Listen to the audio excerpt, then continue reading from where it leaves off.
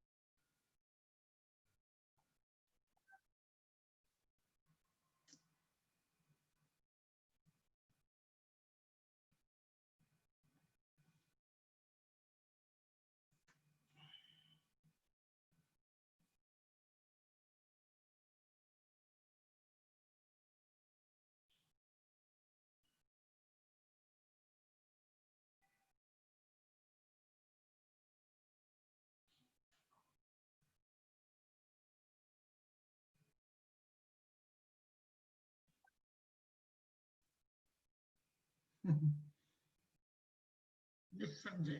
I had my breakfast. I hope you also had breakfast, and very good morning to all of you. Am I audible? You can unmute and answer me because I've allowed that to happen. Mic and unmute ಮಾಡ್ಕೊಂಡು Okay. Yeah. But only one request: not asking a question or raising a doubt. You should keep your mute. Okay. Only then I will allow this to happen. Otherwise, I'll have to really take away that option from you. Okay. Can we start? Are you all ready? This is in fact my Yes, last sir. you all. So let's actually look at this. Perhaps the last two that are left in physics. One is current electricity, the other one is done by Marvin sir. So he will I think complete it today. So now I'll be starting with current electricity. Okay. I think this is one chapter which you've done already also from your high school days. So let us look at some of the important that one has to actually know in this current electricity. So the first one that you should all know about is the electric current. Hereafter simply referred to as current. Whenever I say that, you should understand that it's electric current that I am talking about. So the amount of charge during time is current. This current in fact is called as the average current. Average current, and the instantaneous current can also be defined by simply the differential of this dq by dt. This is generally called as the average current. This is the instantaneous current, and we find that in case of what is called as steady current, the average current will be equal to the instantaneous current. So both of them are equal only under steady current. Now we will only be dealing with steady current in this chapter. Variable current is already been done in the AC current. So here the idea is only to look at the steady current aspects. Okay. Now few cases where the determination of current itself will be a problem. Like for example, if you have n number of charges per second moving in a direction then you can always associate the current with that to be simply equal to N into Q. N into Q, where N is the number of charges per second. So the current then will be simply equal to, very important, lot of problems in fact come on this idea itself. Okay. Secondly, if N number of protons are moving towards right per second in this way, if the protons are moving like this with N number of protons per second, then the current corresponding to this proton will be equal to N into E. That also will be towards right, because it's a positive charge, it will be towards right. Similarly, if N number of electrons are moving towards right in this way, if the electrons are moving like this towards right, then the current corresponding to this will be equal to minus Ne, which means that it is towards, the current is towards left. A very important idea. Protons move towards right, current also will be in the same direction. But if the electrons move in one direction, the current is generally taken to be in the opposite direction.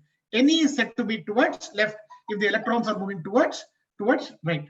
So please be careful with the negative charges. Okay. Negative charges move, the direction of the current will be opposite to that. Okay. Another very important example for the current calculation itself. Is the current that corresponds to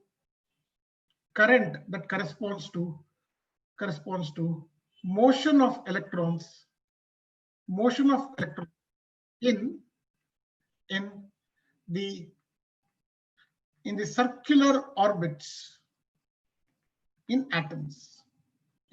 We all know, according to the Bohr's model, that the nucleus, if it is the center, then the electron will be revolving around this nucleus in a circular orbit. And these electrons basically are moving, right? Let us say that it is moving with a velocity equal to v and the radius is r. Then there is a current that corresponds to this, which can be given as EV by 2 pi. This is the current corresponding to the electrons moving in a circular orbit. So mind you, this can be a nice question to be asked for the current that corresponds to basically the electrons in the circular orbit. Now, with the help of this current, one can find out the magnetic field at the center and so on and so forth. So all those basically can be done. If you're all okay with this, can I go to my next page? If you all have written down this. Can I go to my next page? Yes, sir. Yes, sir.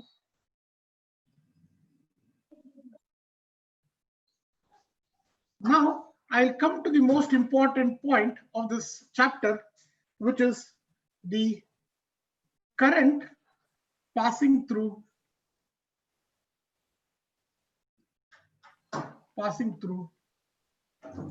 conductors. Okay, perhaps this is the most important point. In a conductor, we always define the number of free electrons per unit volume.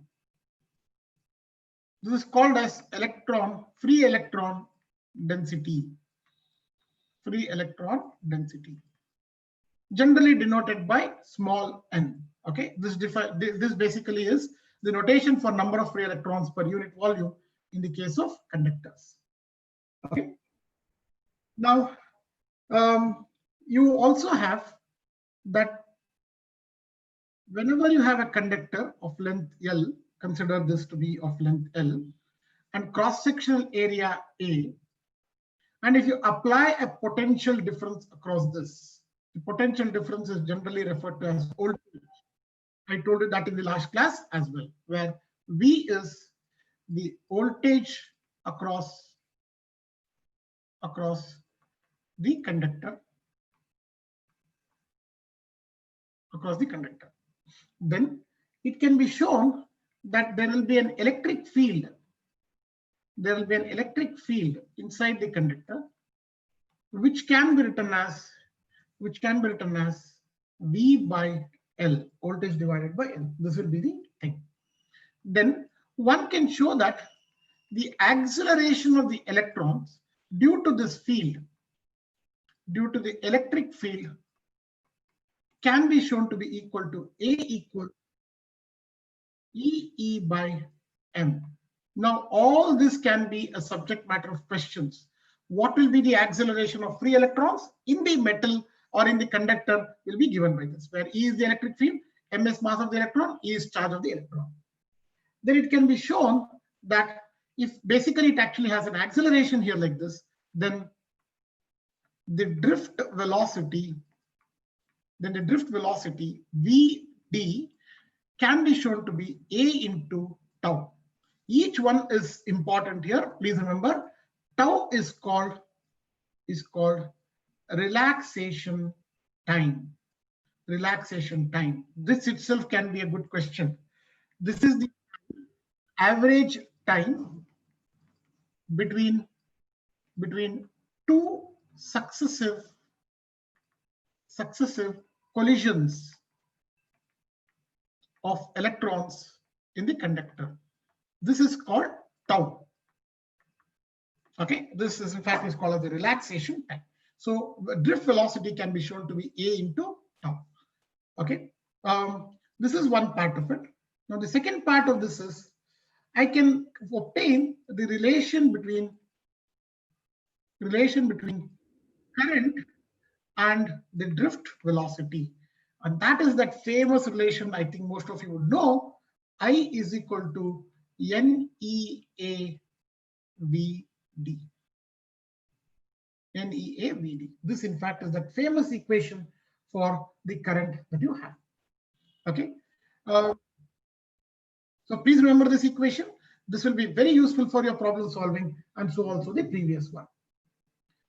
If you all are done with this, I would like to actually take you to another point here. Maybe I'll write down that also here itself, called as the mobility of electrons in the conductor. Okay, this mobility is defined as the ratio of the drift velocity to the electric field. Or in other words, drift velocity can also be written as mu times E. Okay, where this mu in fact is called as mobility. Mu is called mobility. Okay, so this is a very important expression. It will be very useful for your say problem solving. So this is about the current and also all the things that are related to current. If you all are done with this, I'll go to my next page to introduce the next idea. Can I go to my next page? Yes, sir. Okay. Now the next point to be noted here is about Ohm's law. Okay. Now this Ohm's law is a relation between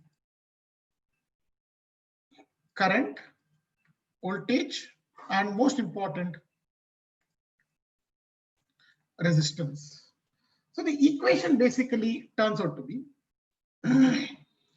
V equals I R, where R is given to be rho L by A, where rho is called resistivity. L and A I already told you, but still let me say it once again. L is the length of the conductor that I have chosen there in the previous part. A is the cross-sectional area.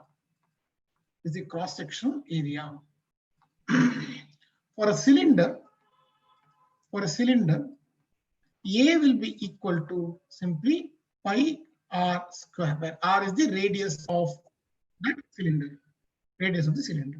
All right, this is one way of writing this expression. There's another very interesting way of writing Ohm's law. This is one form of Ohm's law. The other form is this. I saw this particular idea coming in few of the examinations, so therefore I thought I will tell you about this, where you find out that the Ohm's law can also be written as E equal to J into rho, where E is the electric field, in the conductor. J is called current density. Very important idea, current density, where J is given as current divided by area. Okay, this will have ampere per meter. This is its unit. Okay, this is the expression for J. Then you have rho, which is, as I told you in the previous one, is the resistivity. All right. So this is the one form of Ohm's law, like V equals IR. This also is another form of Ohm's law. If you all have done with this, I would now like to go to my next page, where I want to introduce about resistance. These are the information corresponding to different things. All right. Can I go on to my next page? If you all have written down this, I would like to go to my next page.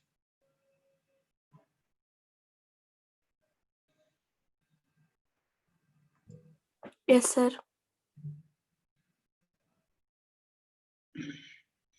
So the next part is all about the resistance. All about the resistance. So what are the important points about the resistance? First of all, we would talk about the resistivity. Resistivity rho is written as M by N E square tau. I've told you all these things in the earlier part. Okay, what N is, what M is, what tau is. Okay, E is basically charge of the electron. So N is the number density of electron. M is mass of electron. Relaxation time that I told you earlier is the average time between collisions, and E is the charge on the electrons. So this in fact is what we call it as resistivity. Okay. Now you will find that this resistivity depends on the temperature, and that relation is interesting to note. Rho is given to be rho naught into 1 plus gamma delta T, where gamma is called as the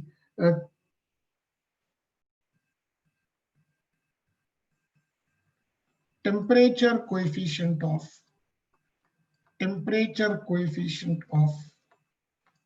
resistance. Temperature coefficient.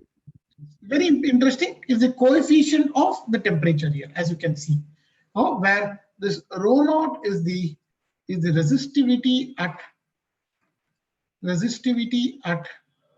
0 degree Celsius.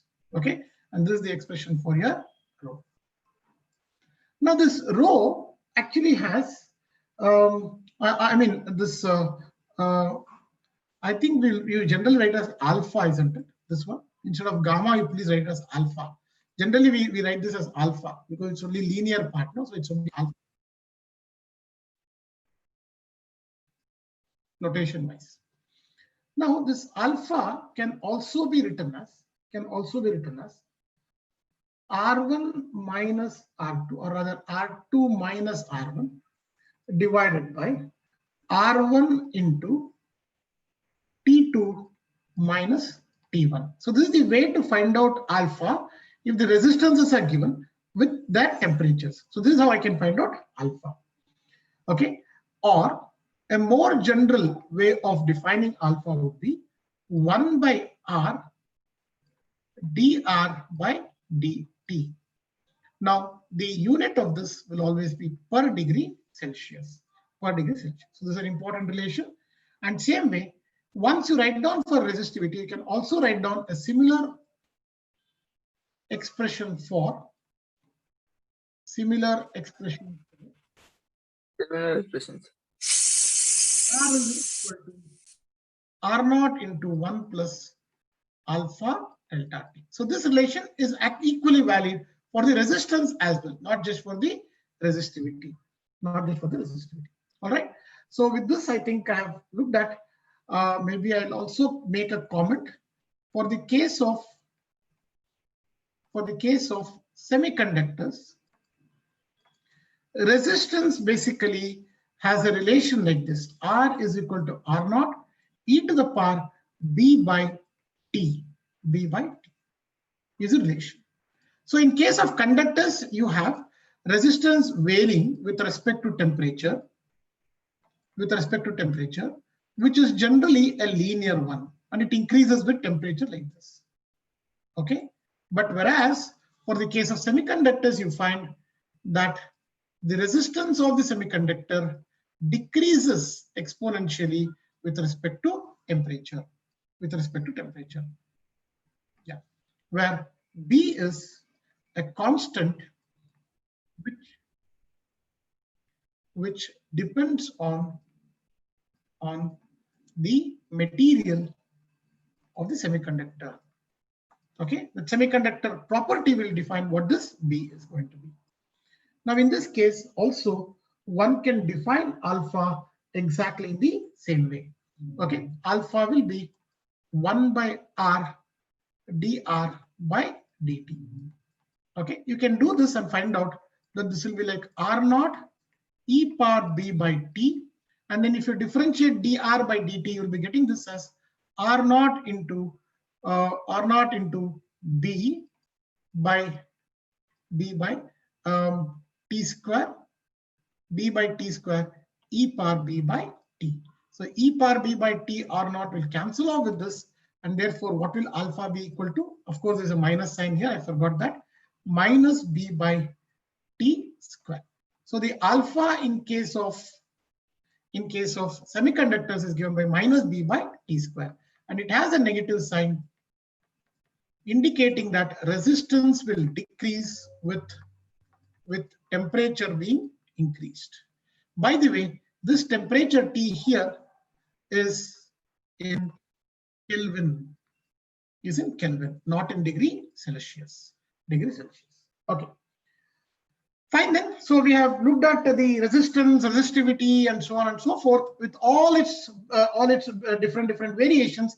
Now I think it is time for us to go to the idea of the resistance circuits. So next part will be the circuits with resistance. So let's look at what are they. Okay. First one that I want to tell you is we have to understand about cell. A cell basically is a chemical cell which converts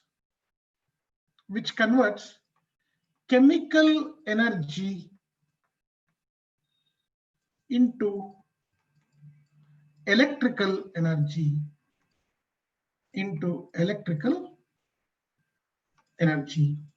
Okay, you will find that two things become important for a cell. One is EMF epsilon, the other one is the internal resistance, generally denoted as R. This EMF we'll try to write in terms of E. E is the EMF. EMF is the work done in moving unit positive charge once around the circuit. Okay, at its unit is volt. Internal resistance is the resistance offered by the material of the cell. This in fact is what we call it as internal resistance. Okay, so let's connect this kind of a cell with a resistor,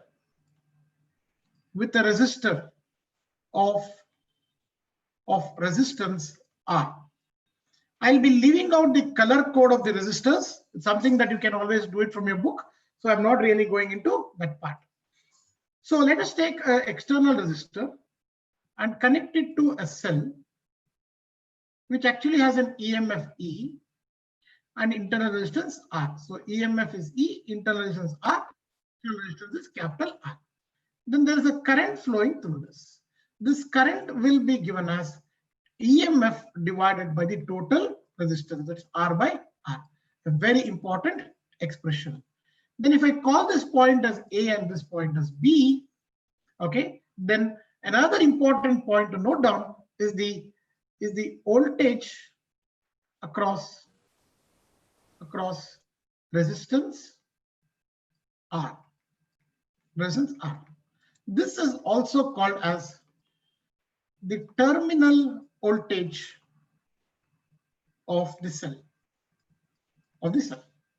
Now this terminal voltage will be simply given as I into R, which is E by R plus R into R. That is the terminal voltage across this cell. Okay, across this cell. Now, few important points to note here is when R is equal to infinity, then the circuit is called open circuit. In that case, V will turn out to be equal to E. Okay, so EMF also is defined as the terminal voltage when you have circuit to be an open circuit. Okay, it's an open circuit terminal voltage is what EMF is given to be.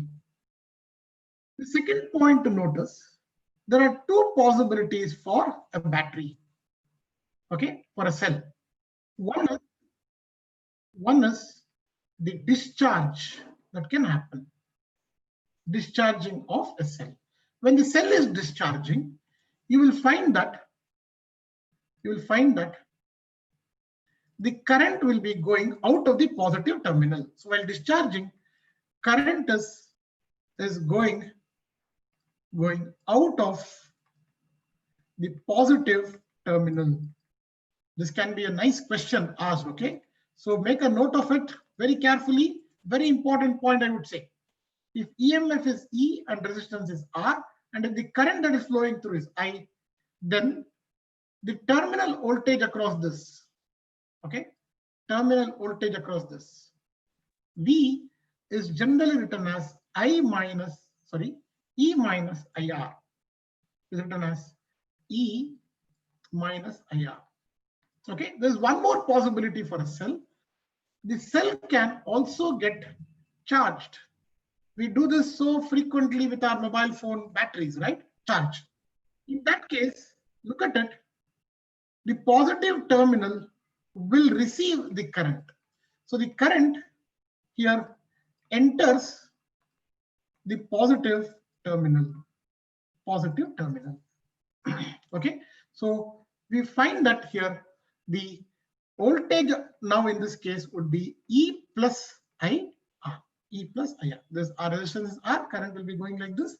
In this case, the current was coming like this. Okay, so these two are important points to note, especially whenever the battery connected to the resistor is concerned. If you all are done with this, I would like to go to my next page with the next idea, something that you're all very, very familiar with. Can I go on to my next page? Now, the first part will be information that I need to give you. Please make a summary sheet of all this. Very important points. It will be helpful for your problem solving later on. Okay. Next is combination of resistors. Okay, you all know about it. It's a quick recap. I can be a little quick here. The first one is the series combination. Okay, in the series combination, you will find that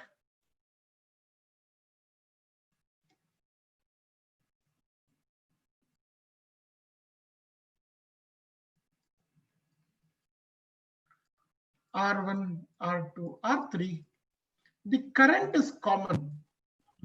So I is common for all the resistors. All the resistors. Whenever current is common in the resistors, it is called as series combination. But the voltages are different. But voltages across R's are different. Now, the things to be determined in a series combination, I hope you all know about it, is the equivalent resistance. R. Rs will be equal to R1 plus R2 plus R3. Okay, equivalent resistance is given by this. Now, similarly, one will also be interested in knowing the current in the circuit. Current in the circuit will be EMF divided by Rs, or will be equal to E by R1 plus R2 plus R3. This is something important in the circuit. You need to find out what the current is. The expression is simple. EMF divided by the net resistance will give you the current. Similarly, one has to also find the voltage across the different resistors. For example, across R1, that voltage will be equal to simply I into R1, or in other words, E R1 by R1 plus R2 plus R3. I'm sure you'll be now able to write down what is the voltage across resistors here given to be. There are a lot of problems where they'll ask you to find out the voltage across the resistors, V1, V2, V3, and so on and so forth. I will leave that to you to write it down. Okay, so these are all the important points to write down. But one thing that you should remember is that V1 plus V2 plus V3 will be equal to EMF of the cell. In fact, this basically leads to us to call the series combination as voltage divider circuit. All right. So because the EMF is divided among the three resistors equally. No, I mean depends on the resistor, of course. Yes, Oppo A9 2020. Any problem? Why did you raise the hand?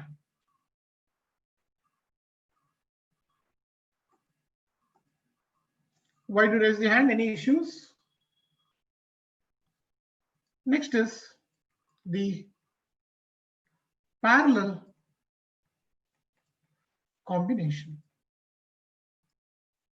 Now, in the parallel combination, the resistors are connected in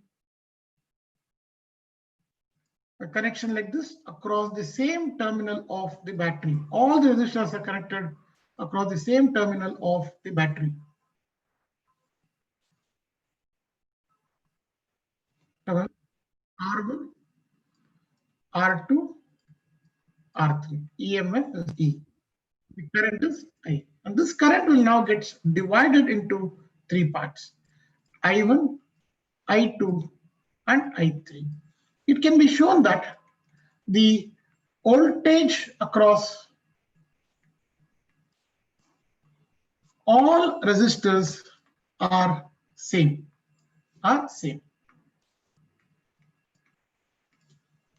Current I gets divided into three parts. So sum of all the currents will be equal to the main current. So the same current again will combine together to give you the current I coming back to the battery. Now here it can be shown that the equivalent resistance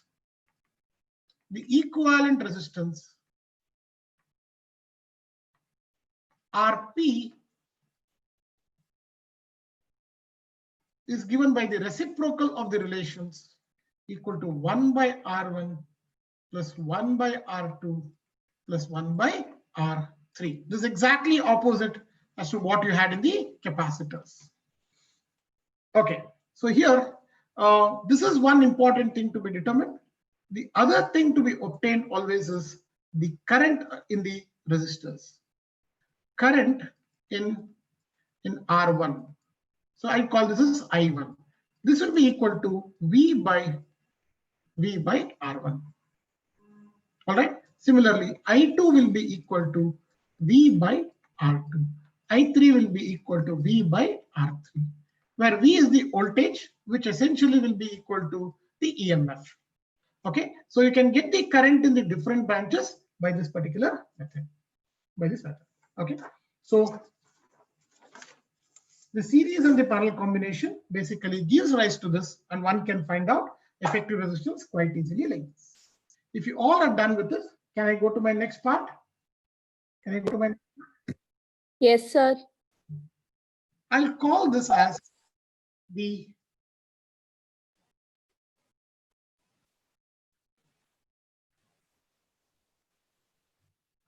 symmetric circuits. Okay, we'll also take up some special circuits after this, but first let us look at symmetric circuits. A circuit which basically looks symmetrical about the point of entry and exit, or there is at least some kind of, say,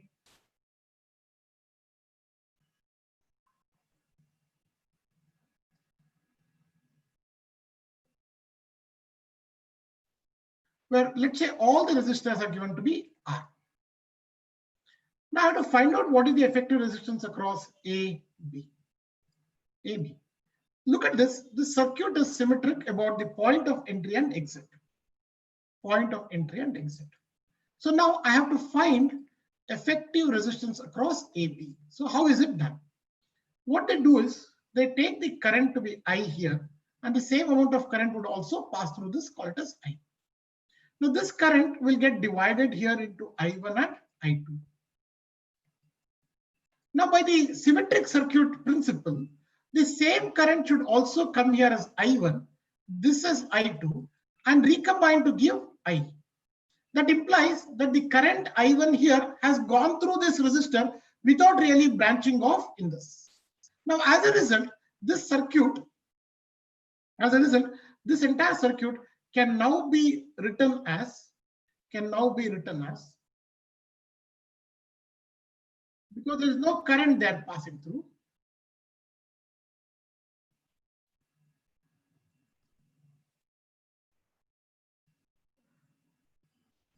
without really a connection here. That would make the analysis very simple for us now. If you say that there's no current passing through this, I can remove this connection and then just give it like this. So this circuit will be like two resistors in series. So that gives me 2R. All right. Then I have one resistor here, R, and another resistor here, R, third resistor here. These two resistors are again in series, in turn parallel with this. So I can write this as 2R, R, R, R. Now I have to find out what is the effective resistance across AB. Now how do I do that? Now if there is a resistors R and 2R in parallel, then the effective resistance will be 2R into R divided by 2R plus R. Because for a parallel combination, I can always write it like this. So which would appear to be like 2 by 3 R. So this entire resistor now can be replaced with 2 by R. So now the circuit looks like this. R, 2 by 3 R, and R in series. In turn, you have 2R in parallel. 2R in parallel. This will be a point A. This will be a point B. I can now find out the effective resistance of all this put together. This will be R plus 2 by 3R plus R. So find out the effective resistance 2R by 2 by 3R. That will be 2 into 3 is 6. 6 plus 2 is 8. So 8R by 3. So now this is simply 8R by 3 as one resistor and another resistor here equal to 2R. They two are in parallel. Now find out the effective resistance across AB. Now that can be done easily, isn't it? Because we know how to find out resistance across when they are in parallel. So RAB will be equal to 2R into 8R by 3 divided by 2R plus 8R by 3. So this will turn out to be 16R divided by 3 into 2 is 6. 6 plus 8. 6 plus 8 is 14. 6 plus 8 is 14. 14R. So 14, that's all. 1R will get cancelled off here. So you have 16R by 14 is what RAB is going to be.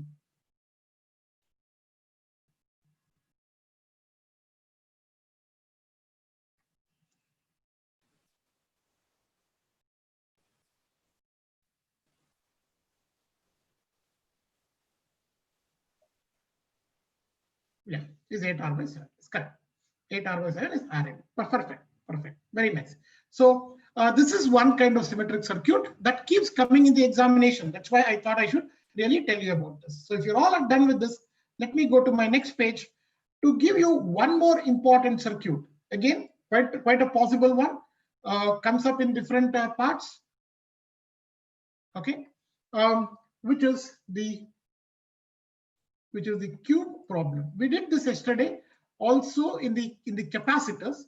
Now this will be for the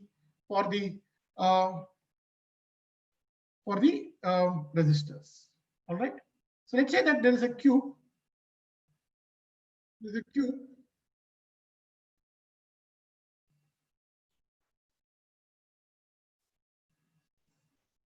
which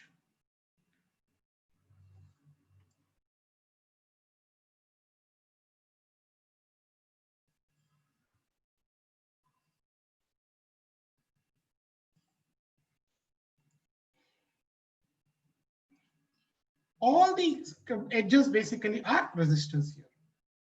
Now each one is a resistance R. Okay.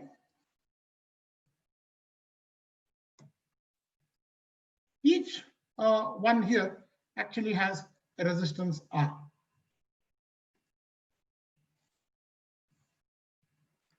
This also is R. Everywhere it is R. Now I'll mark this A. I'll call this as B, then call this as C, and this as D, the one that I want. Now you can show that the resistance across AB, okay, will be given as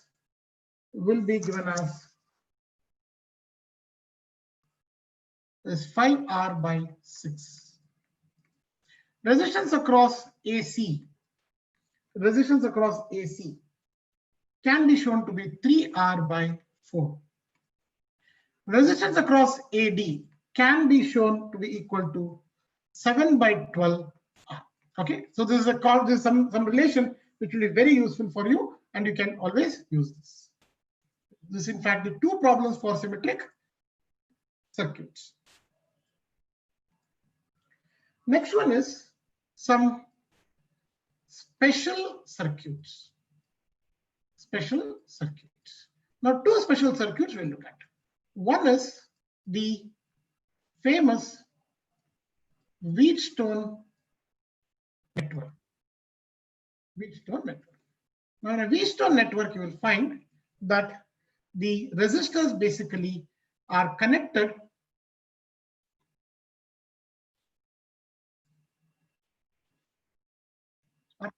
in an arrangement like this. All of you are aware of this, I'm sure. Just want to make sure that these things are there in your mind freshly when you solve the problems. Okay, and then we'll have a galvanometer at this point. Okay, now there will be R1, R2, R3, R4, and then connect this to a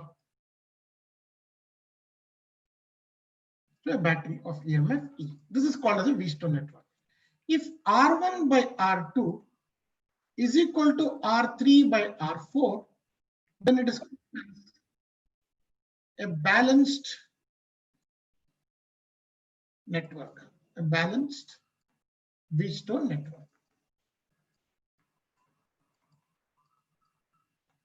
I'm happy that some of you are actually trying to answer in the chat box, but I can't every time look at it. Okay, so I'm happy about that. So I can't really give my appreciation every time, but please mind you, that's basically I'm quite happy about it. Now, when there's a balanced Wheatstone network, then you say that there is no current flowing through the galvanometer. That's the condition. There's no current through the galvanometer. If you take these 2 points as D and C, you can say that the voltage across DC will be 0. This voltage here will be 0. Important point. Second one is, whenever the Wheatstone network is balanced, then if you want to find out the effective resistance across AB, okay, across AB, then it can be simply be written as 2 resistors R1 and R2 in series, in turn parallel with R3 and R4 in series. These 2 are in series, in turn parallel with this. So this will be a point A and B. So it's quite easy to find out what will be the effective resistance RAB in the circuit, therefore. Now you should also note, in the examination, they can ask you the Wheatstone network given in a slightly different way. Okay.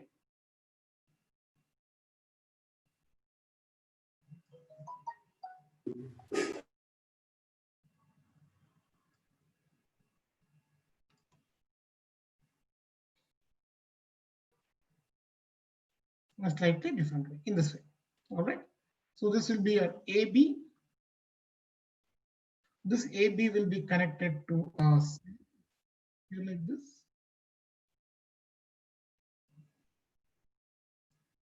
Now this will be R1, R2, R3, R4, and this will be your galvanometer. Galvanometer can also be written as a resistor. It's essentially a resistor. Okay, so galvanometer can be this part. So this is another way of writing Wheatstone network. So mind you, it can also be written in this way. There is one other form, because I've seen this in many times in the CET, this form being given, and the students get confused about what is this circuit all about.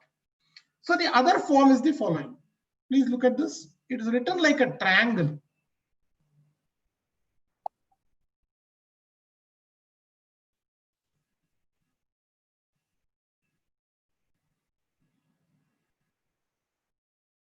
It is written like a triangle.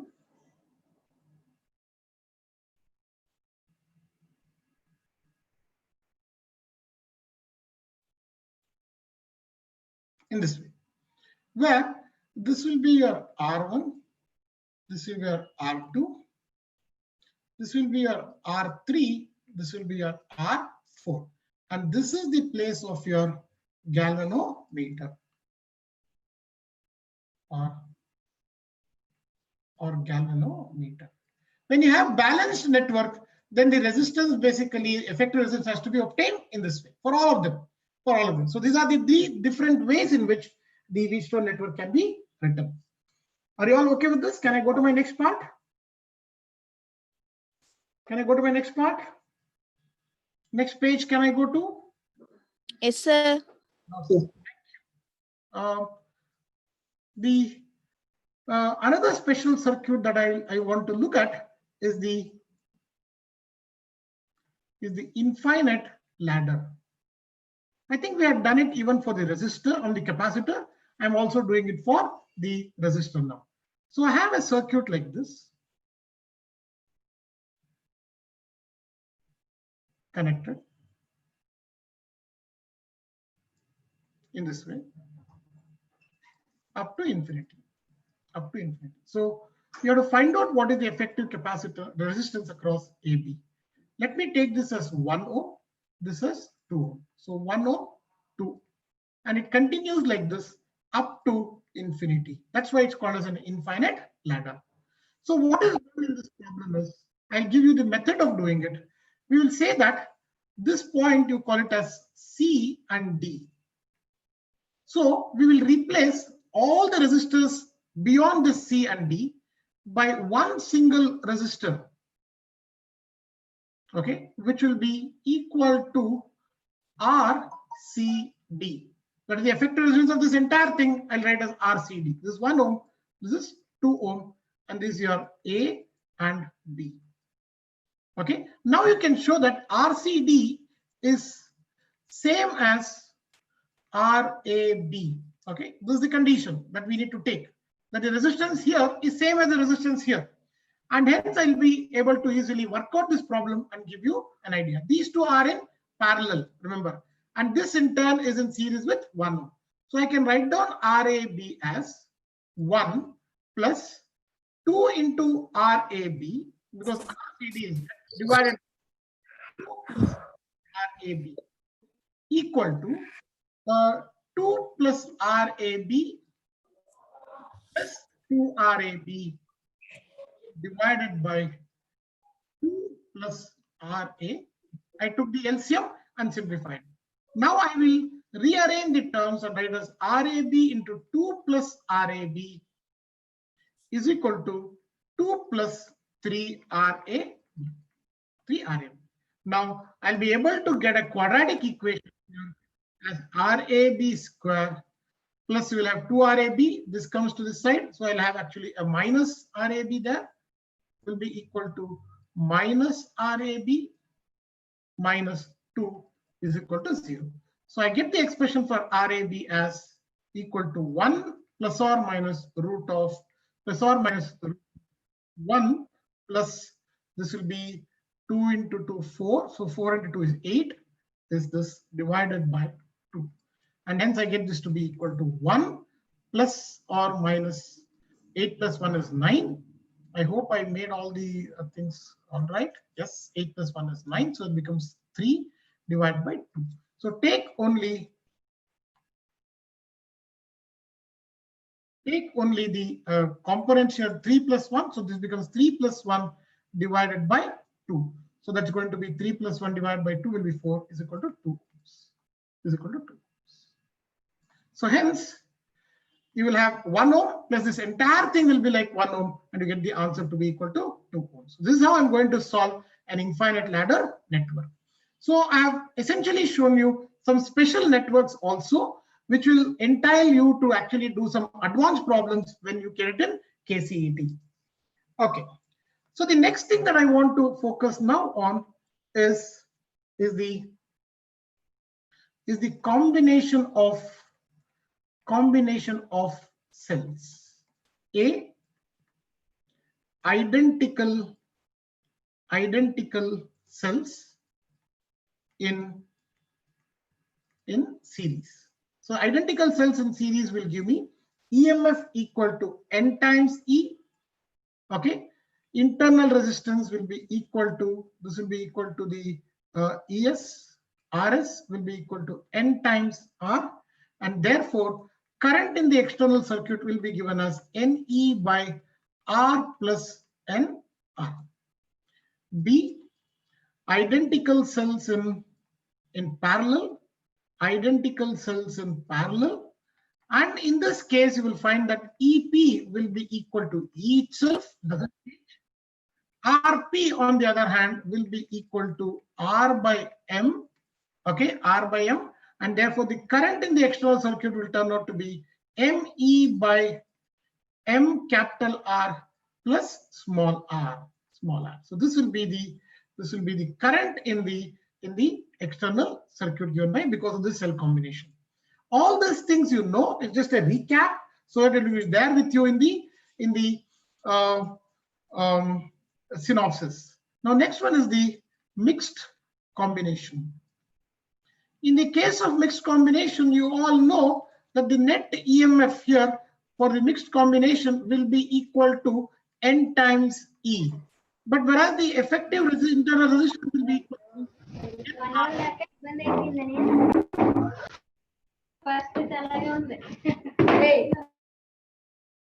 NR by M. So that will be the net internal resistance. And therefore, the current in the circuit will turn out to be M and E D, M capital R plus N small r, N small r. This will be the current in the external circuit. In the external circuit, you will find that current will be maximum when MR is equal to N small r, okay, where N is number of cells in a row, M is number of such rows.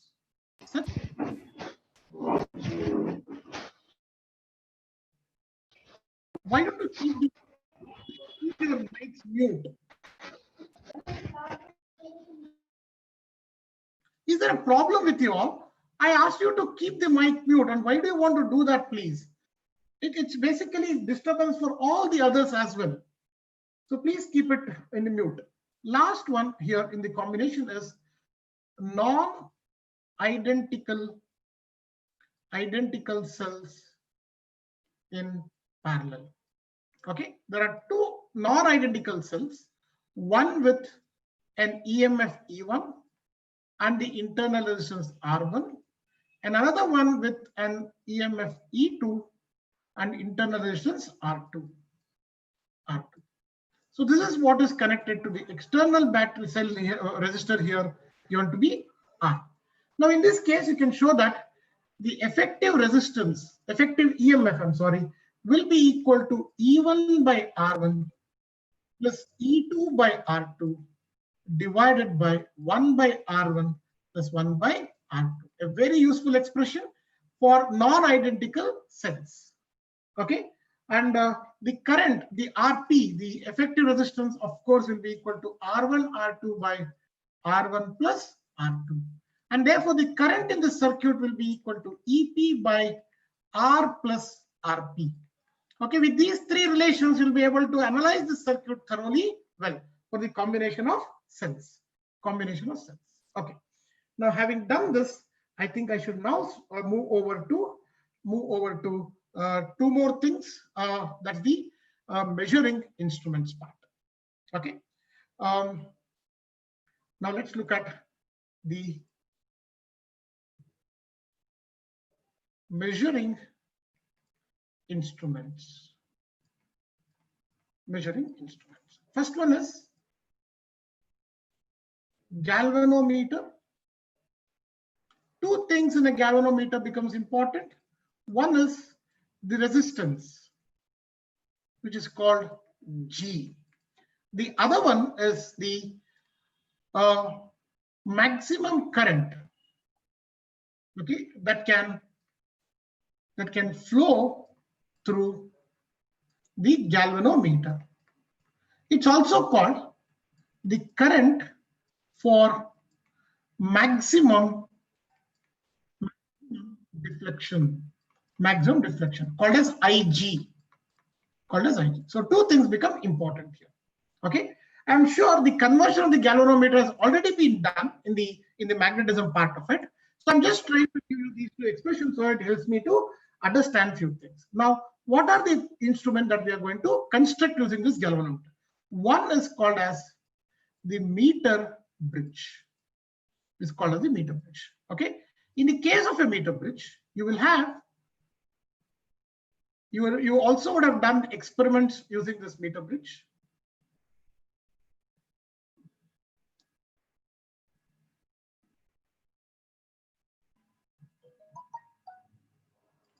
And there is a wire which connects these two. And then you will have a battery connected here like this, in this way. Okay. Now there will be a galvanometer connected across this point here. Okay, there will be a galvanometer G connected here like this, and then you have this point here. This way. Okay, we'll do potentiometer. Don't worry, we will do. So let us call this actually as an unknown resistor X. Okay, X is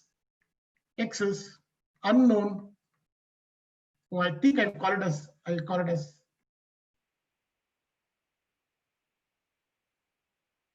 basically as R and this as R naught. Okay, I think that's better. X, I will use it for something else. R is the unknown resistance. R naught will be a known resistance that you plug in your say resistance box. Now what you do is you try to measure the length here x, okay, such that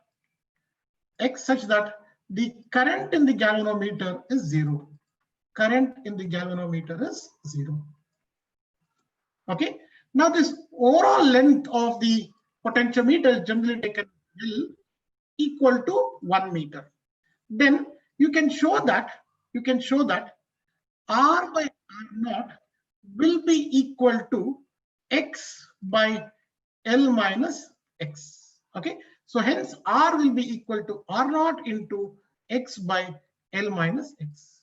By the way, this X is called as the balancing length. Is called as the balancing length. Is called as the balancing length. A very important idea. X will be called as the balancing length. What in fact the resistance is going to be. Unknown resistance can be obtained like this. Okay, this is the principle of a Wheatstone network.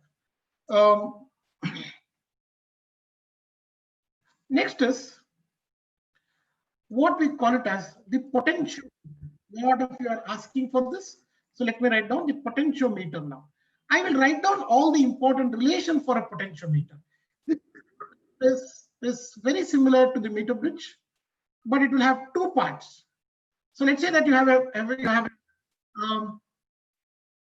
resistance of length of R and length L. Okay, this is called as a potentiometer wire. This will be connected to two circuits. One is called as a primary circuit with the known EMF and also some known resistor here connected like this, connected to this part. The second, this is in fact called as the primary circuit. Primary circuit. We have one more called the secondary circuit. Okay, this actually has a cell of unknown EMF E and also internal resistance R. Now these two are connected to a galvanometer like this, and then the jockey is connected in this way. Now what we do here is we also construct a little circuit for this resistor here like this. This is called shunt resistance. S is called the shunt, which is connected parallel to the unknown say cell, unknown cell. So this part, this circuit is called secondary circuit.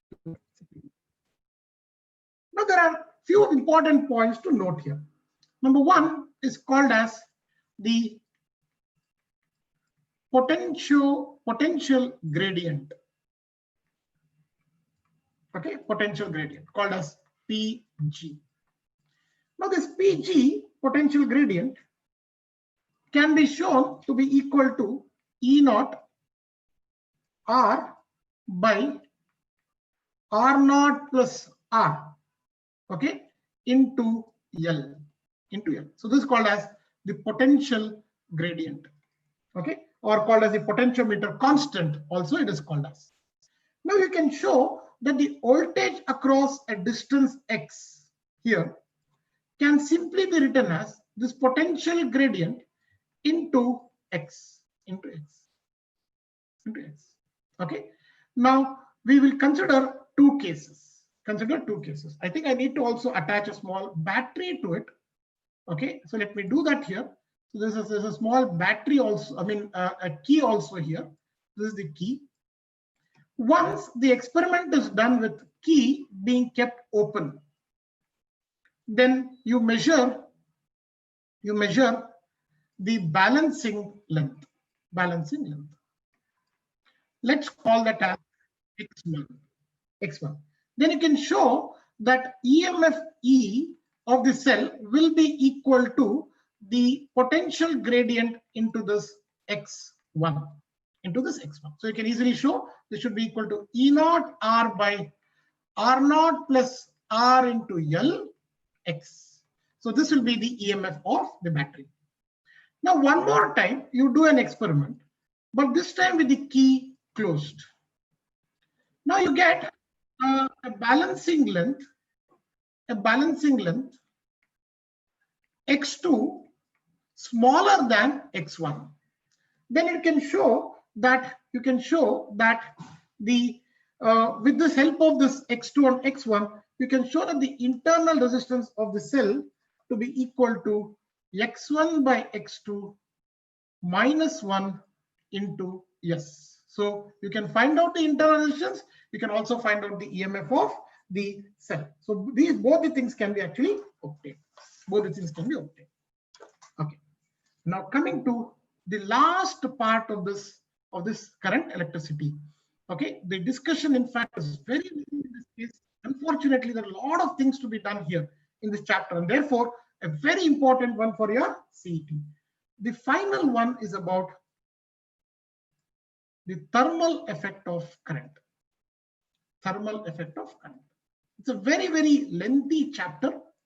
Here you should show, number one, that the power of, say, energy generated when the current flows through resistance is given to be I square R. This will be also equal to V square by R, also equal to VI. All the relations, in fact, are valid relations. Now, you will actually come across two problems here, bulb problems. The other one is the heater problems. So two things can become important here. The heater problem. Okay. Now you can show that in the case of both of them, when there is a series combination of bulbs, then the power is given by 1 by P is equal to 1 by P1 plus 1 by P2. In a series combination, the power, in fact, reciprocal of the power adds up. In a parallel combination, you can show that P will be equal to P1 plus P2. Another important point in the case of heater, especially, is a problem of time taken to boil water. Let's say that T1 is the time taken by heater 1 and T2 is the time taken by heater 2 to boil a certain amount of water. Then when they are connected in series combination, the time taken to boil will be equal to T1 plus T2.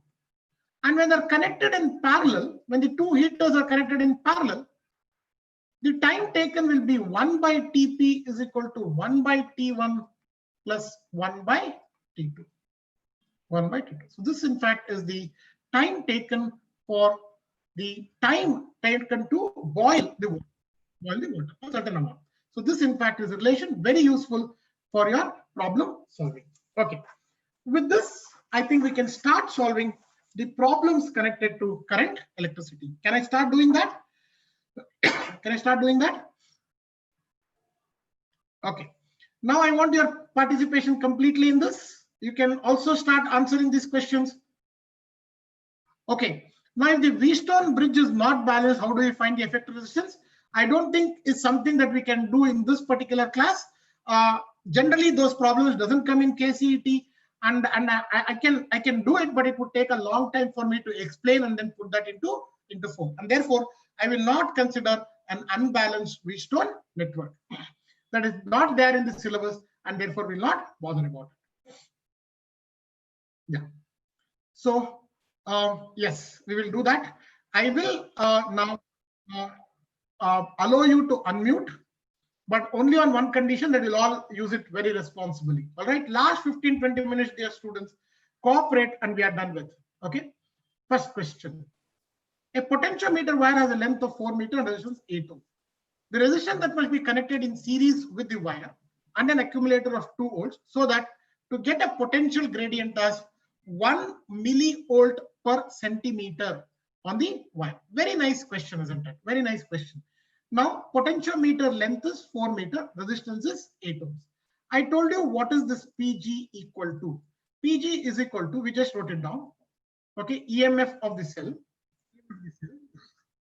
into, tell me what is the potentiometer thing given to be, into R divided by R plus R naught into L. Now, most of it is given to us, not an issue at all. This is 1 millivolt per centimeter.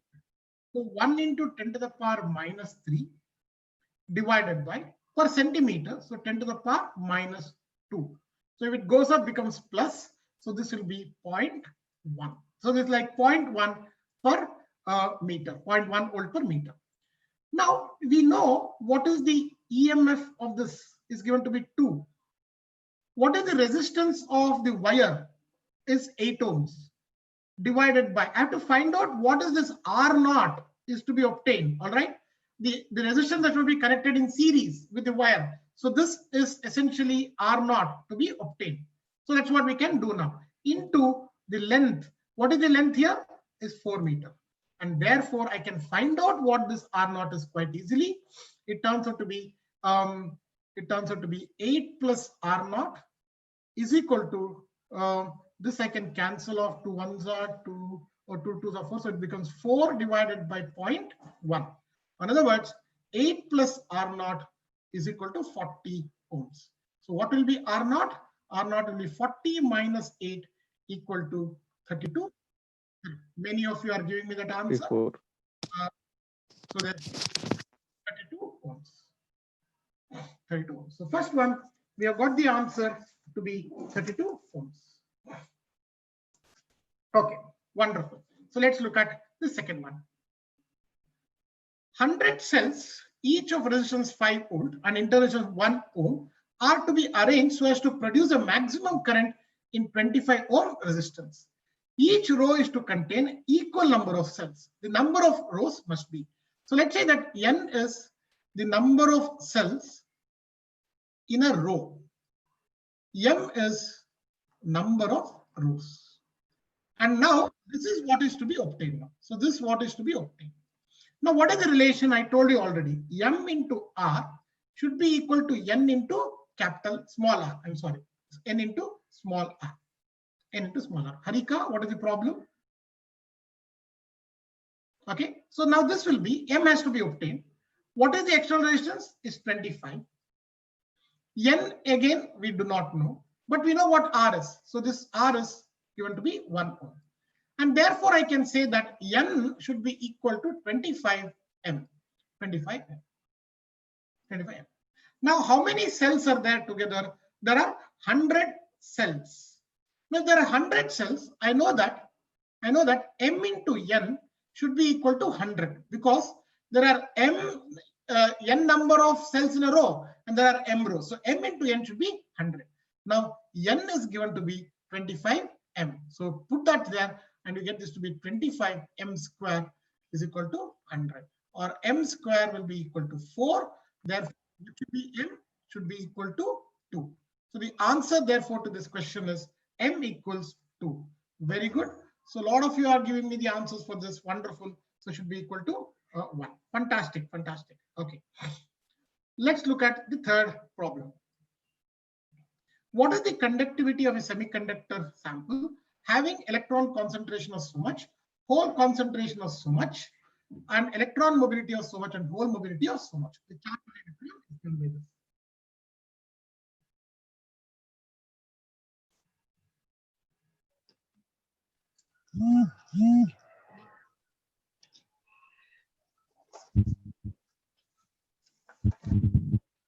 Okay, now let us look at the third question and try to answer this in this way.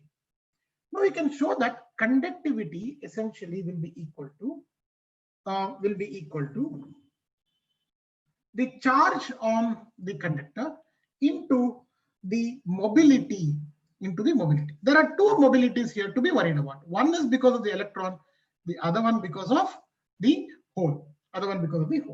And therefore, I get the answer to this quite easily. 1.6 into 10 to the power minus 19 into what is the mobility of electron? Is mobility of electron given to be whole concentration, and electron mobility is 2 into 2 meters square per volt plus I have 0.01, in fact given to be like this. And therefore the answer to this question will turn out to be, look at it,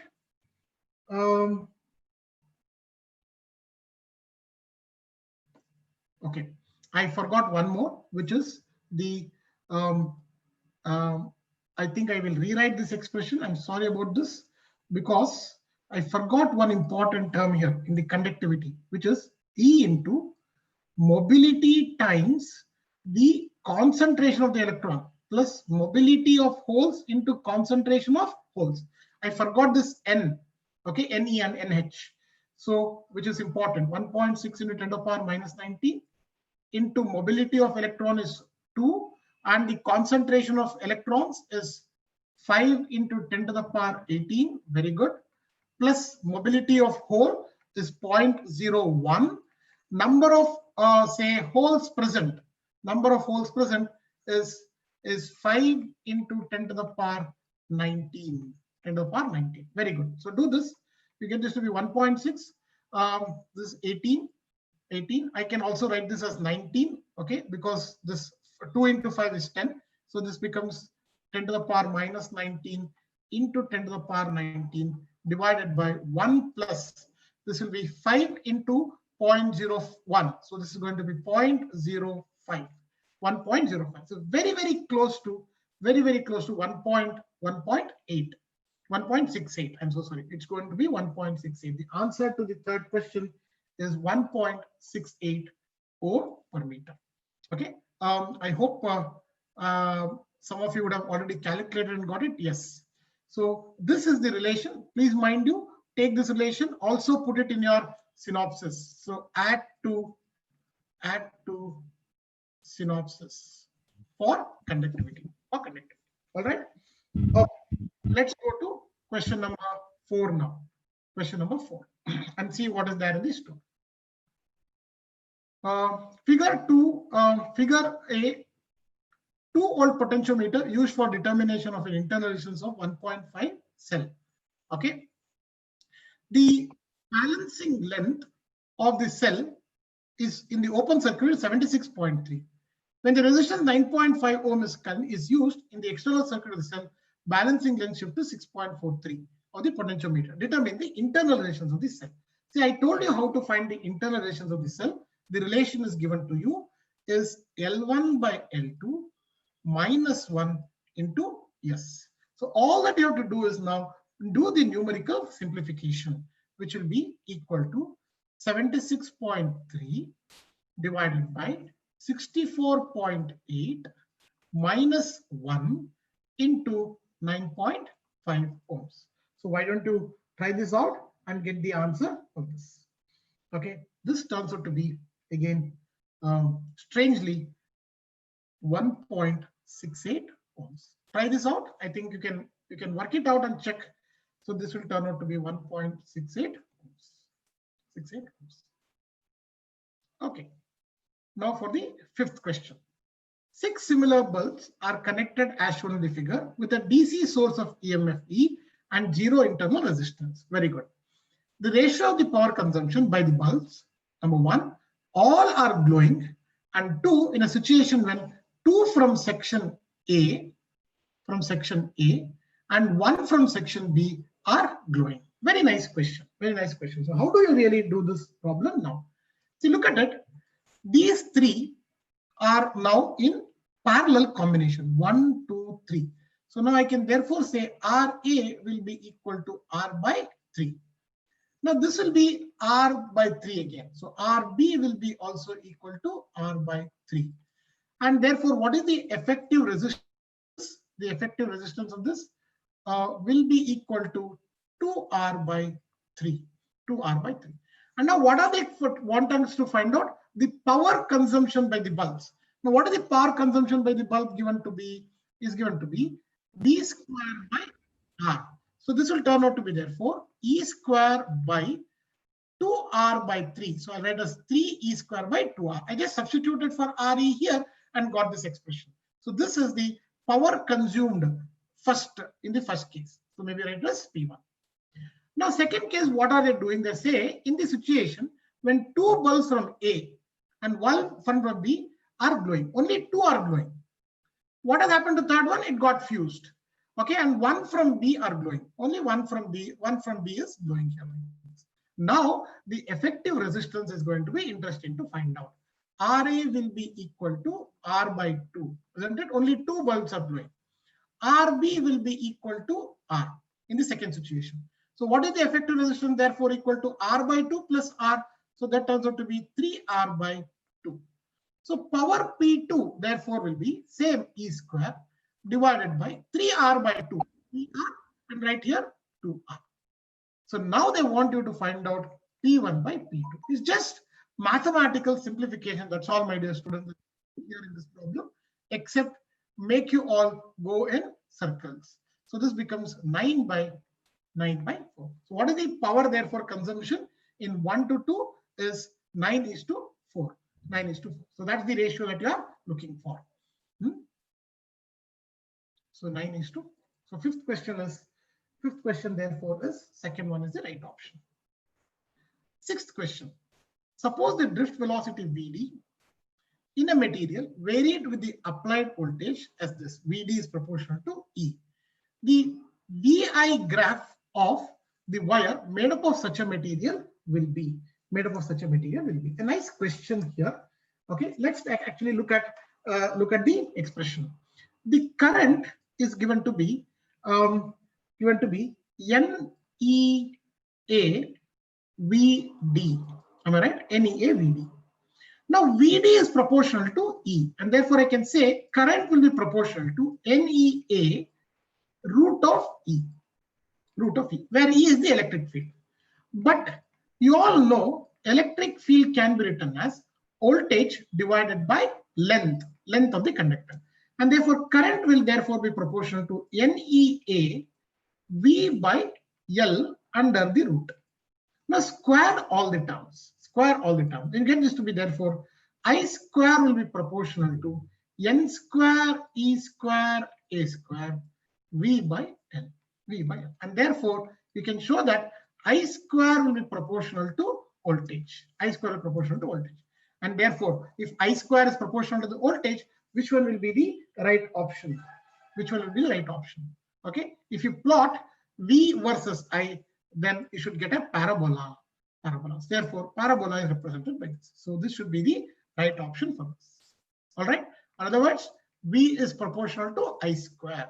So V versus I will always give you a parabola like this.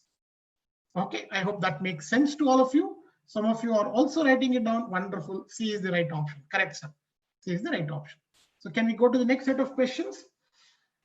Today, I have to somehow complete this set of questions. So I may take, in fact, 5 minutes or 10 minutes extra. I hope that's okay with all of you. 4 resistors are connected in circuit in the given figure. The electric current flowing through 4 ohms and 6 ohm resistance respectively is. Nice question. In each of the 4 ohm, I need to find out this. See, effective resistance of this will be equal to 2 ohms. This one will be equal to 3 ohms. So there are 2 resistors which are equal to 2 ohms and 3 ohms. And what is the battery here? Has a voltage of 20 volts. Now the current, the main current in the circuit, this I, can be shown to be equal to 20 divided by 3, 5. So that will be equal to 4 amperes. 4 amperes. So 4 amperes of current will flow through this. Now this current will actually branch off here. Now these the resistance are equal, and therefore they should be equal to 2 amperes and they should be equal to 2 amperes. So how much current flows through this will be 2 amperes. Now for the 6 ohm also the total current here will be 4 ohms. Equal resistors, and therefore they get equally divided. The current will get equally divided. So 2 amperes and 2 amperes. And therefore the answer to this question is for both of them, it should be 2 amps of current that flows through. So answer is fourth one. The right option is fourth one. The Kirchhoff's first law, which is summation of all currents equal to 0 at a junction, is based on the law of conservation of charge.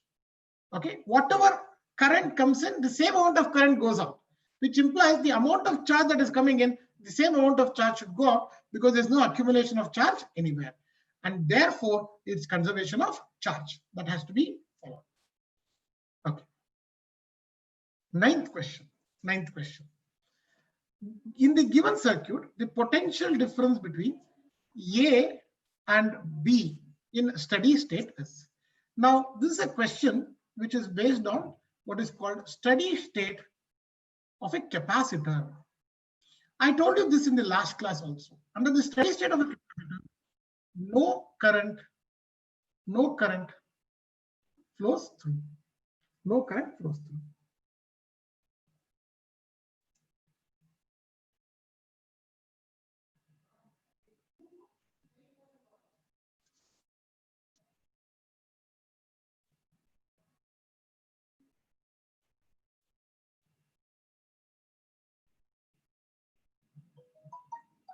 Okay, so I think we need to rewrite this circuit a little.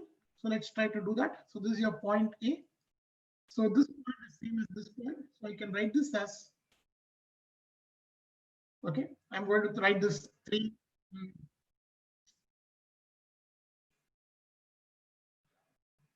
There's one capacitor here. And then this is connected to this.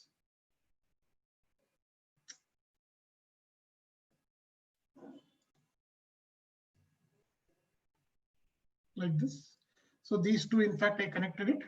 And then this is your B. Okay, this is your one say microfarad, which I'll connect it. Just hold on. I'm so sorry. I don't know, because it's the current electricity one. I'm actually writing this as a resistor. This is 3, 3, 1, 1 microfarads. All right. And of course, there is one more 1 microfarad capacitor connected here like this. 1 microfarad capacitor connected here like this. And then rest of the circuit is similar to what is shown here in this way.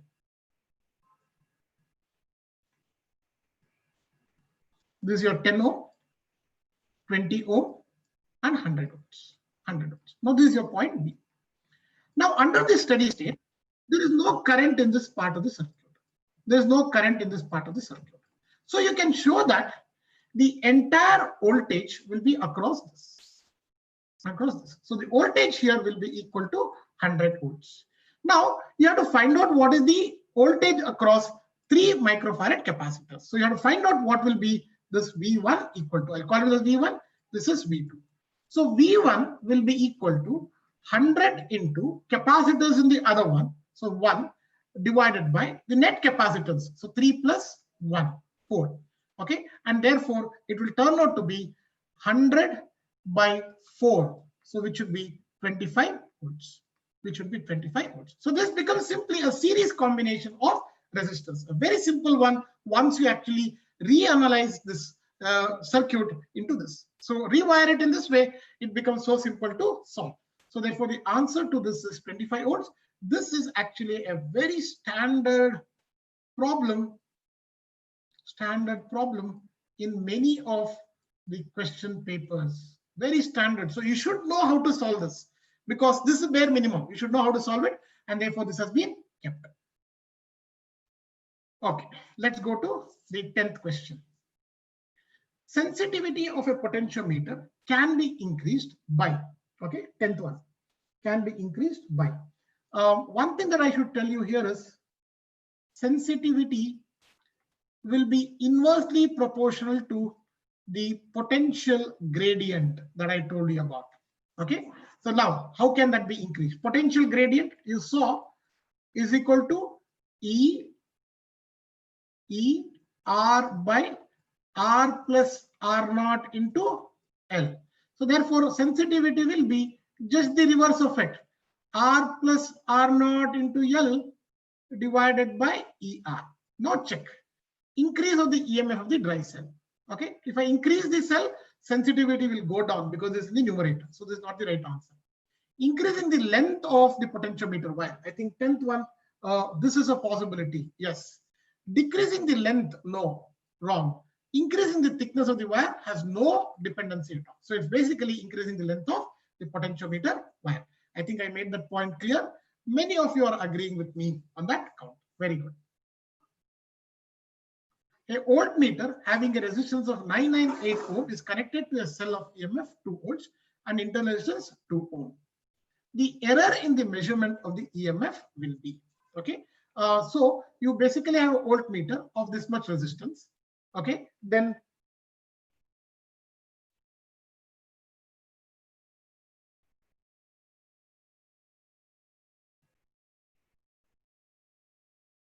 okay, you have to measure the voltmeter. I'm sorry, the error in the measurement of EMF. Okay, got it, EMF. So now the thing is, the voltage in the reading in the voltmeter will be equal to 2 divided by 998 plus 2, because you will have basically a voltmeter of resistance 998 ohms connected to a cell of EMF 2 volts and internal resistance 2 ohms. So E and R like this. So therefore, this will be equal to 2 divided by 1000. I'm so sorry.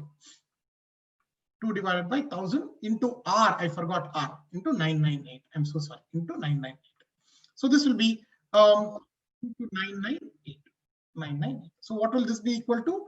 0.998. So 2 into 0.998. So the voltage that you measure here with the voltmeter measured value will be 998 divided by 1000. Okay, this one into this. But the EMF is given to be 2 volts. So therefore, what is the error? What is the error in the measurement? Should be 2 minus 2 into 0.998. 998, isn't it? This is what is measured. This is the actual one. So therefore, take the difference between the two, you get the error. So that will be 2 into 1 minus 0.998. And you all know what that is. 2 into 0.002. So the answer to this question is 0.004 is the voltage. So 4 into 10 to the power minus 3 volts. So which one is the right answer for this? The fourth one should be the third one should be the right answer. 4 into 10 to the power minus 3 volts. Wonderful. Okay. 12th question. A copper wire of cross-section area 2, resistivity so much, carries a current of 1 ampere.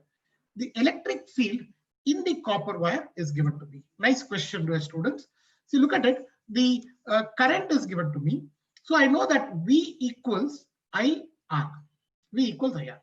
V is essentially electric field into length is equal to IR. Okay. Therefore, electric field can be written as IR by L. I is given 1 ampere. Resistance is not given, but resistivity is given. That's good for us. It's rho L by A, isn't it? Rho L by A. There's already 1 L. Cancel it off. So that turns out to be then 1 into rho by A. Now substitute and get the answers. Very simple now. This will be 1 into resistivity is 1.7 into 10 to the power minus 8 divided by the area. Area is 2 mm square. 2 into 10 to the power minus 6, because 4 into 10 to the power minus, so sorry, is mm square. No? Yeah, 2 into 10 to the power minus 6. Mm square I'm converting into meter square. So this will turn out to be therefore 1.7 divided by 2 into 10 to the power minus 2. 10 to the power minus 2. So work out and you get the answer. It should be 0.85, or you can get this to be 8.5 into 10 to the power minus 3 volt per meter. So the third one should be the right option for the 12th question as well. Dear students, I will be extending for another 5 minutes so that we complete this off. And that's the intention of this entire program, isn't it? We need to really find out and solve all the questions given to us. 13th one. The current in the adjoining circuit will be. So I have to find out what will be the current in the circuit. Now, how is this resistance? 30 are in series, in turn parallel with 30 ohms. And therefore, the effective resistance of this, I can write it as 30 ohms in parallel with 60 ohms. Okay, this in turn is connected to a cell here like this of of 22 ohms. Now, what will be the effective resistance of this? They're in parallel combination, and therefore the effective resistance will be 60 into 30 divided by 60 plus 30, and that will lead to 20 ohms. So the effective resistance here is 20 ohms, and hence the current will be equal to E by 20, which is 2 divided by 20. So it should be equal to 1/10 of an ampere. So the third one should be the right option, even for the 13th question. Okay. Last two. A letter A is constructed using a uniform wire of resistance 1 ohm per centimeter. The sides of the letter being of length 20 centimeter each. The cross pieces of the length 10 centimeter and the angle at the apex being 60 degree. The effective resistance between the two legs of the letter is given to be. A nice question. Nice question. So we shall try to actually work it out and get this quite easily. See, each one is 10 centimeter and resistance per length is 1 ohm per centimeter. And thereby, it's a very simple one to do now. So if you consider the letter to be given to be like this, the angle doesn't have any bearing, isn't it? Does angle have any bearing in this case? So you have letter A constructed in this way. Letter A constructed in this way. A. Each one is 10 ohms. 10 ohm, 10 ohm, 10 ohms. And middle one also is 10 ohm because it's basically 1 centimeter. And this would be 10 ohms like this. So what is the effective resistance across? AB is what is being asked. So now I can easily find out. This will be 10 and 10 in series, so it becomes 20.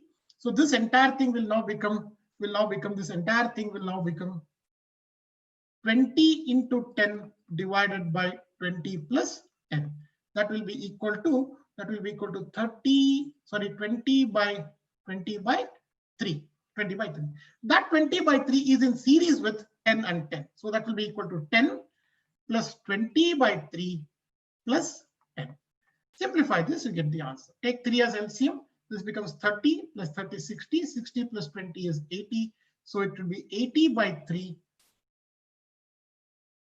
80 by 3 ohms. So nice question. To find out the effective resistance across a combination. So it should be 80 by 3 ohms. So first one is the right option for this question.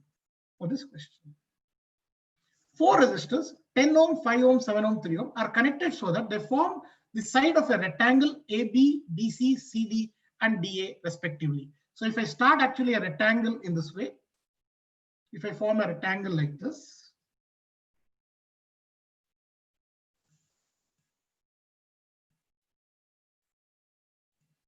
A, B, C, D. Then AB basically has 10 ohms. BC has 5 ohms. This is 7 ohms. And this is 3 ohms respectively. Another resistance of 10 ohm is connected across diagonal AC. So there is one more wire that is connected across AC, which actually has 10 ohm resistance is connected across AC. The equivalent resistance between AB is, I have to find out what will be the equal resistance of this AB. Fantastic question. Now the way that you approach is, look at it. This combination, you have to first find out the effective resistance. This combination, okay? Find the effective resistance of that. These two are in series, so this becomes 10 ohm. 10 and 10 in parallel becomes 5 ohms. So therefore, this resistance can now be written as, okay, this 3 plus 7, so 10 and 10, that becomes 5 ohms. So 5 ohms and 5 ohms, and here is 10 ohm. I have to find out across A and B. Now, these two are in series, 5 plus 5, so that becomes 10 ohms. So the effective resistance, therefore, across AB now will be equal to, this is A, this is B. I'm sorry about it. Okay, will be 10 ohm here, and another 10 ohm here, another 10 ohm here. So 10 and 10 are in parallel, and therefore I will get RAB to be equal to 5 ohms. Should be equal to 5. 2 10 ohms in parallel is equal to 5. Fantastic set of questions. I will send the solution also to this. I have done all the questions here. You have got this idea. I'm extremely happy that we could solve all the questions today, though I took in fact 10 minutes extra. I hope that's always okay with you guys. So with this, I think time has come to say bye-bye to all of you. I will be, of course, meeting once again for the discussion of the full-length paper in physics. Okay, tomorrow you'll all be writing the full-length test. That is the entire chapter from the beginning to the end, or from the first year beginning to the second year end. We'll be doing all the questions put together, okay, as one full-length test that will happen tomorrow. And for that, what you should do is go through all the synopsis. Okay, go through all the synopsis and revise that once. Then tomorrow you can do the test very well. I hope our classes were useful to you. Not just my classes, but all the classes that we did were useful to you in revising these portions, especially sitting at the luxury of your home. ಮನೆಯಲ್ಲೇ ಕೂತು ಇವೆಲ್ಲವನ್ನು ಮಾಡಕ್ ಸಾಧ್ಯ ಆಯ್ತು. So I think we should all be thankful to Dayanand Sagar University. Okay, it is because of them that we were able to reach all of you. ಆಯ್ತಾ, ಸುಮಾರಷ್ಟು ದಿನದ ತನಕ ಎಲ್ಲರೂ ಚೆನ್ನಾಗಿ ಬಂದು ಪಾಠ ಕೇಳಿದ್ರಿ, and we are extremely thankful to you all for your cooperation as well. You all have been wonderful students. ತುಂಬಾ ಚೆನ್ನಾಗಿ ಕೂತ್ಕೊಂಡು ಪಾಠ ಕೇಳಿದ್ರಿ, ಅಷ್ಟೇ ಚೆನ್ನಾಗಿ ರೆಸ್ಪಾಂಡ್ ಮಾಡಿದ್ರಿ, ಆನ್ಸರ್ಸ್ ಹೇಳಿದ್ರಿ, and I am therefore thankful to all of you. ನಮ್ಮ ಕ್ಲಾಸಸ್ ಎಲ್ಲ ಯೂಸ್ಫುಲ್ ಅಂತ ಅನ್ನಿಸ್ತಾ ನಿಮ್ಗೆ? ಎಲ್ಲರೂ ಬರೀತಿದ್ದೀರಾ ಆಗ್ಲೇ? I am so happy about it. I am so happy about it. So ನಮ್ಮ ಈ ಫಿಸಿಕ್ಸ್ ಕ್ಲಾಸ್ ಹೆಲ್ಪ್ಫುಲ್ ಆಗಿತ್ತಾ ನಿಮ್ಗೆ? ನಿಮ್ಗೆ ಅನುಕೂಲ ಆಯ್ತಾ ಏನಾದ್ರು ಇದರಿಂದ? Oh, great. In the chat, you people are already saying that to me. So very good, I say. Make the best use of it. Okay, make the best use of it. ನೀವೆಲ್ಲರೂ CET ನಲ್ಲಿ, mains ಅಲ್ಲಿ ನೀಟಲ್ಲಿ ಚೆನ್ನಾಗಿ ಮಾಡಿ. ನಾನು synopsis ಕೊಡ್ಬೇಕಾದ್ರೆ I have always taken you to a little higher level. ನಿಮ್ಗೆ ಎಷ್ಟೋ ಸತಿ ಅನ್ಸಿರ್ಬೋದು, ಇದು CET ಬರುತ್ತಾ, ಇದ್ಯಾಕ್ ಮಾಡ್ತಿದ್ದಾರೆ, ಅದ್ಯಾಕ್ ಮಾಡ್ತಿದ್ದಾರೆ ಅಂತ. ಆದ್ರೆ ಎಷ್ಟೋ ಸತಿ you will find that in CET they surprise you with tougher questions. So therefore, when I basically prepare you all, I should prepare you for a higher level, not just restrict to the questions asked in the previous part. We didn't do that. Okay, we actually tried to take you to a higher level. So I hope that you all enjoyed our classes, and you're already saying that in the group chat. I'm basically so thankful to you. ಯಾರಾದರೂ ಅಕಸ್ಮಾತ್ unmute ಮಾಡ್ಕೊಂಡು ಹೇಳಬೇಕಾದ್ರೆ you please unmute and say that. Okay, not an issue at all. I have always allowed you people to unmute and say. Hello sir, namaste sir. Yeah. Hello sir. Sir ನಮಸ್ತೆ sir, ನನ್ನ ಹೆಸರು ಸಂಜಯ್ ಅಂತ sir. Sir ನಿಮ್ classes ಹಾಗೂ ಎಲ್ಲಾ classes sir ನಂಗೆ ತುಂಬಾ ಇಷ್ಟ ಆಯ್ತು ಸರ್. ತುಂಬಾ ಹೆಲ್ಪ್ಫುಲ್ ಆಗಿದೆ ನಮ್ಗೆ. ಮನೇಲೆ ಕೂತಿ ನಾವು ಹೆಂಗ್ ಓದ್ಬೇಕಂತ ತುಂಬಾ ತಲೆ ಕೆಡ್ಸ್ಕೊಂಡಿದೀವಿ ಸರ್. ಅಂತ ಟೈಮಲ್ಲಿ ಇಂತ ಒಳ್ಳೆ ಆಪರ್ಚುನಿಟಿ ಕೊಟ್ಟ ನಿಮ್ಮ ತಂಡಕ್ಕೂ ಹಾಗೂ ದಯಾನಂದ್ ಸಾಗರ್ ಯೂನಿವರ್ಸಿಟಿಗೂ ನಾನು ಥ್ಯಾಂಕ್ಫುಲ್ ಹೇಳ್ಬೇಕು ಸರ್. ರಿಯಲಿ ನಾವು ಮುಂದೆ ತುಂಬಾ ಮಿಸ್ ಮಾಡ್ಕೊಂತೀವಿ ಸರ್ ಈ ಕ್ಲಾಸಸ್ನೆಲ್ಲ. ನಿಮ್ನು ಮಿಸ್ ಮಾಡ್ಕೊಂತೀವಿ. ಹಾಗೂ ಈ ತರ ಯಾರು ಕೊಡಲ್ಲ ಸರ್, ಯಾರು ಪ್ರಾಫಿಟ್ ಇಲ್ದರೆ ಯಾರು ಮಾಡಲ್ಲ, ಅದ್ರ ಬೆಂಗಳೂರಲ್ಲಂತೂ. ಆದ್ರೆ ನೀವು ಬಂದಿದ್ದೀರಲ್ಲ ಸರ್, ನಮಗಂತೂ ತುಂಬಾ ಖುಷಿ ಆಯ್ತು sir. Thank you very much sir. Thank you. We should really be thankful to Dayanand Sagar. ನೀನು ಹೇಳಿದ್ ಕರೆಕ್ಟ್ ಆಗಿತ್ತು. Dayanand Sagar University, we should really be thankful. Okay, ಎಲ್ಲಿಂದ, ಯಾವ ಊರಪ್ಪ ನಿಂದು? ಸರ್ ಇಲ್ಲೇ ಬೆಂಗಳೂರಲ್ಲೇ ಇದೀನಿ ಸರ್, ಸಂಜಯ್ ಅಂತ. Okay, thank you pa, thank you so much. Okay, thank you sir. Bye sir, take care sir. Take care. We will again meet during the paper discussion on Monday. Okay sir, bye sir.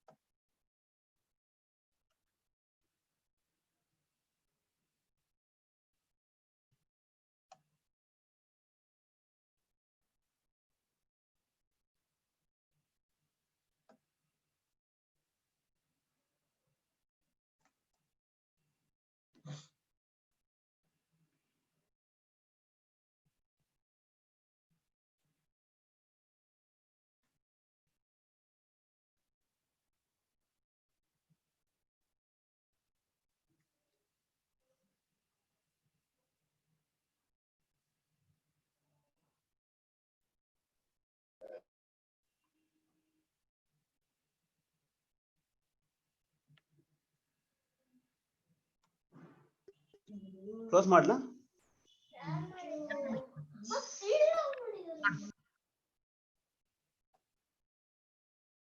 Yes, yes. You can leave. I'll close. ಇಲ್ಲ ಇನ್ನೊಬ್ರು ನೋಡಬೇಕಲ್ವಾ ಪ್ರಜ್ವಲ್? ಇನ್ನೊಂದು lock ಮಾಡ್ತೀನಿ ನಾನು. Lock ಮಾಡಿ ಹೊರಟ್ಬಿಡ್ತೀನಿ.